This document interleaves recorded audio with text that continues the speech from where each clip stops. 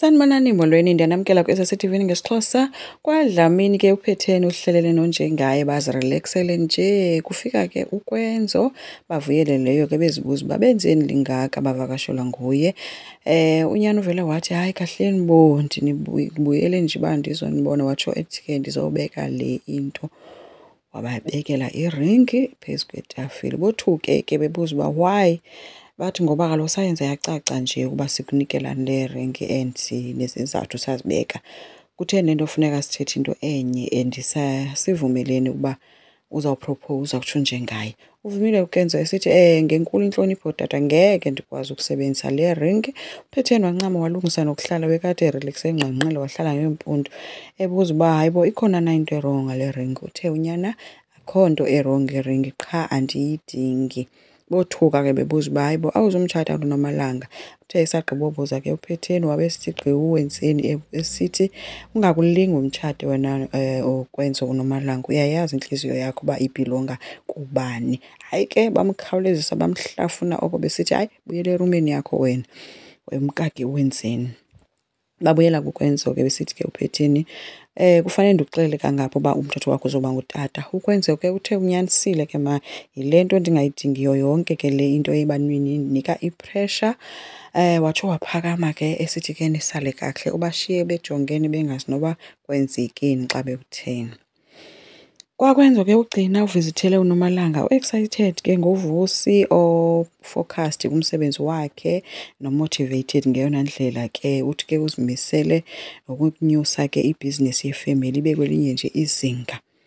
uNomalanga umudi ke udikwe kwayile ncoko kagcina. Uthe nje yantle ke loo nto ugcina ude wambona kuba hayibo akekho rayithi, wabuza kwenzekeni because uyambona umudi nje. uNomalanga ke ublame ugcina uthi ke she is something else. Ugcina ke be-lost ke yena ke ethi hayibo khandichazele kwenzeka ntoni. uNomalanga uthi akazi uba isibindi esingaka sokuza kwakhe abe ebhizi ezenza umngani wakhe emthengisele iphepha elirongo, that is i-fake news.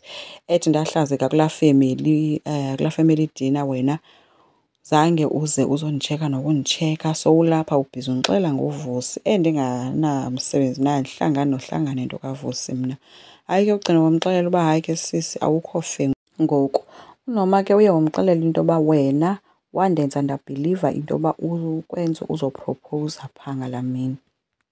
Hayi kugcina naye wamkhumbuza uba nguwe umntu owucinga uba uKwenzo uzopropowuza. Wena uthe ubone iringi, if at all uyibonile. Ethi kutheni usola mna, awusakwazi nokuzicingela ngoku wena ubhizi ushiftana neblame kwabanye abantu. Watsho emshiya apho eyophuma. uKwenzo ke uthe naye ke xa ebuya ke kwezakhe wazithela kuNomalanga elayishe kwanto yakhe kwi-suitcase. uKwenzo xa ebuza uba uthi udinga uba uyaphi, wathi omnye ndidinga ispace ndisaya ekhaya. Othuke uKwenzo athi uya kwaDlamini, athi omnye no kukoweni kaloku kwaDlamini, mna ndithetha ngelam ikhaya. Watsho ebuza uba uzokwazi na ukundinceda okanye ndicela utata amazondilanda. Hayi othuke ke uKwenzo athi ambuze uba kanti kwenzekeni. uNomalanga uthi kanti kutheni qho xa ngaba kukhona into endiyenzayo ndibuzwa inqwaba yemibuzo. uKwenzo uthe ukhathazekile ngayo and akafuni uba abe ezistresa because kaloku asikho rayithi istress for umntana. Hayi ke usisi uthi kungona ukhathazeke ngam oko ndihleli nawe apha sizi-roommates. Imothuze ke naleyo uKwenzo ngoba kaloku uthi nguwe umntu othi ufuna ukuba comfortable. uNomalanga wathi ke okay ke ndiyeke ke vele ndifuna ukuba comfortable ekhaya.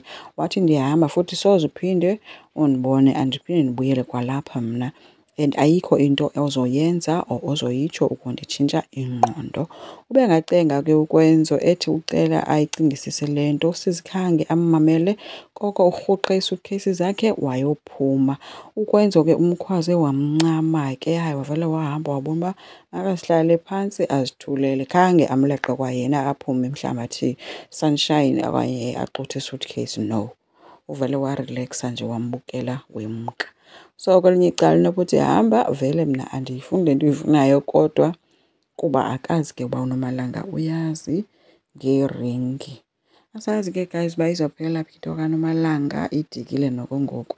Enkosi, ndicela siqhubeke subscribe, silike, singakhomenta futhi, bye.